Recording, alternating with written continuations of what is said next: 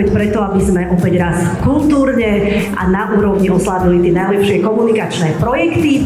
Máme tu 12. ročník slávnostného odovzdávania cien Hermes.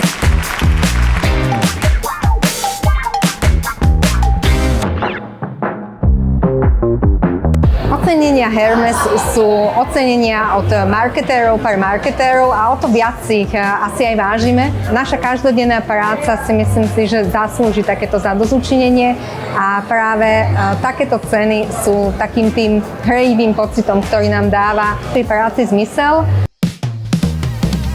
Za mňa ocenenia ako Hermes sú veľmi dôležité, pretože dávajú nejaké zrkadlo nám, marketérom, a táto cena je osobitá v tom, že tie ceny idú od ľudí z praxe, ľuďom z praxe. Je to zase niečo úplne iné, nie je to nejaká úplne akademická debata.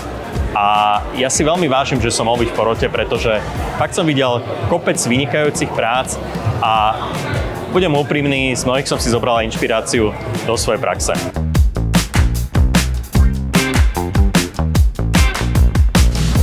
Anketu Hermes vnímám jako jednu z těch nejprestižnějších anket v rámci marketingové komunikace. O to větší je to nadšení a pocit zadosti učinění, který máme po té, co jsme získali vlastně tu nejcennější cenu v rámci celé ankety, tu Grand Prix.